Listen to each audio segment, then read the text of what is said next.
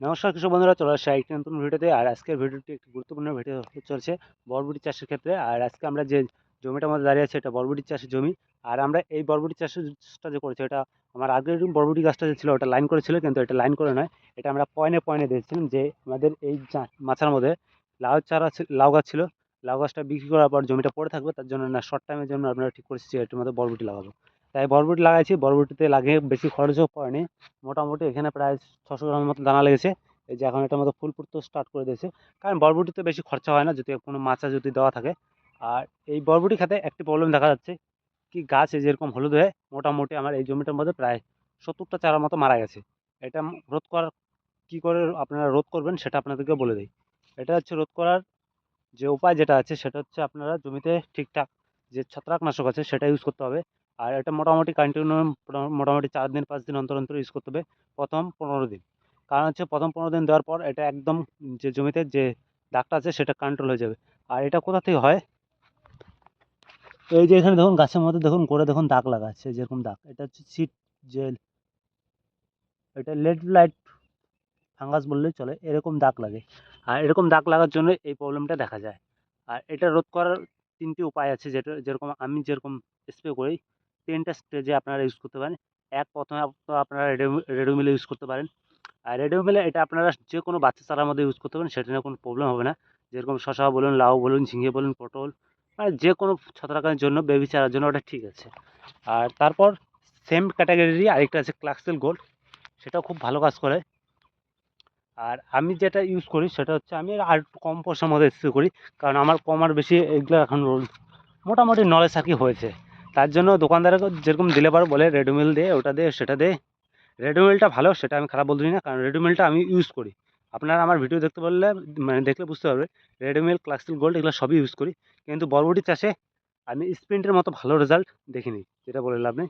স্প্রিন্টের রেজাল্টটা খুব ভালো পেয়েছি বরবটি চাষে, যেখানে আপনারা পেতে দেখতে পাচ্ছেন। কেন এই কথা বলতেছি, কারণ হচ্ছে স্প্রিন্ট, আমি আপনাদেরকে এই যে এই গাছটা দেখুন, সম্পূর্ণ গাছটা দেখুন একবারে হলুদ হয়ে ঝিমিয়ে, তারপর গাছটা হলুদ হয়ে পাতাটা ঝরে মরে যাচ্ছে।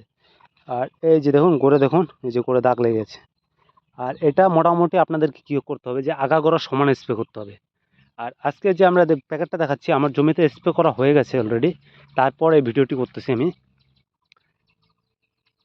আর এটা আপনারা সবসময় মাথায় রাখবেন, সম্পূর্ণটা ঘুরে ভিজিয়ে ভিজিয়ে স্প্রে করতে হবে। তাছাড়া কিন্তু এগুলো কিন্তু একবারে জমি থেকে যাবে না। মোটামুটি আমার জমিতে এই যে এখানে একটা গাছ আছে, প্লাস এই যে আরেকটা, এই যে এখানে একটা গাছ আছে, এই যে এই গাছটা, এই যে দেখুন গোড়ে দেখুন, এই যে এটা হলো গোড়ে দাগ লাগছে।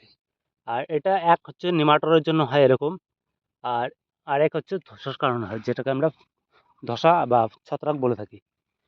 এই কারণগুলোর জন্য এই গোড়ার যে দাগ লাগার প্রবলেম, এই যে সেগুলো, যে আমার জমিটার মধ্যে যে এখানে দেখুন যে এগুলো দাগ লেগেছে, এগুলো দাগ লেগেছিলো, এগুলো অনেকটাই আমার কন্ট্রোলে চলে আসছে। মোটামুটি এই যে দেখুন ওই যে গাছগুলো না ওগুলো দেখুন চকচক আছে, যে এটা দেখুন এগুলো চকচক আছে, কিন্তু এই যে এগুলোর মধ্যে লেগেছিলো। আর আমি কি করছিলাম, এটা মোটামুটি 2 দিন প্রায় কন্টিনিউ ভিজিয়ে স্প্রে করেছি। ভিজিয়ে স্প্রে করার পরেই এগুলো হচ্ছে মোটামুটি এখন গাছে যে গ্রোথ সেটাও ঠিকঠাক আছে। আর আর এই যে পাতার মধ্যে দেখুন, এই যে পাতার মধ্যে যে ছত্রাকগুলো আছে এগুলোও আপনাদের জমি থেকে চলে যাবে একদম। আর এর জন্য আপনাদেরকে স্প্রিন্ট, আমি তো বলে স্প্রিন্ট ব্যবহার করুন। স্প্রিন্টের দাম বেশি নয়, মোটামুটি মনে করেন প্রায় ট্যাঙ্কিতে প্রায় 40 টাকার মতো খরচা করবে। আর রেডোমিল যদি দেন তাহলে মোটামুটি 75 থেকে 80 টাকা নেবে। ক্লাক্সেল গোল্ড 60 থেকে 70 টাকার মতো নেবে। আর এটা আপনার এগুলো যে আমি দেখাচ্ছি এগুলো আপনারা সব বেবি চারার মধ্যে ইউজ করতে পারেন। আর এটা ইউজ করবেন আপনার মোটামুটি যদি রোদ্রু থাকে তাহলে আপনারা মোটামুটি বেলা 3টের পরে ইউজ করবেন। আর পার ট্যাঙ্কিতে আপনারা স্প্রিন্ট ব্যবহার করবেন 25 থেকে 30 গ্রাম করে। আর যদি বাচ্চা একবার ছোট চারা হয়ে থাকে তাহলে 20 গ্রাম করে ইউজ করবেন। আর রেডোমিল আপনারা মোটামুটি বাচ্চা চারা থাকলে পরে 50 গ্রামকে দুভাগে ভাগ করে নেবেন, 25 গ্রাম করে ইউজ করবেন। আর যদি চারা যদি একটু বড় থাকে তাহলে আমি বলবো 50 গ্রাম করে দেবেন। আর ওগুলোর মধ্যে প্যাকেটিং আছে, ওগুলো একটা করে এক ট্যাঙ্কি প্যাকেটিংয়ে বানানো হয়, মানে ওগুলো ভাগ করাই থাকে, কিন্তু স্প্রিন্টের সেরকম থাকে না। যাই হোক, ভিডিওটি যদি আপনাদের যদি ভালো লেগে থাকে অবশ্যই চ্যানেলটিকে সাবস্ক্রাইব করুন। আর আমাকে কমেন্ট করুন আপনাদের কি প্রবলেম হচ্ছে। আর দেখা হচ্ছে নেক্সট ভিডিওতে।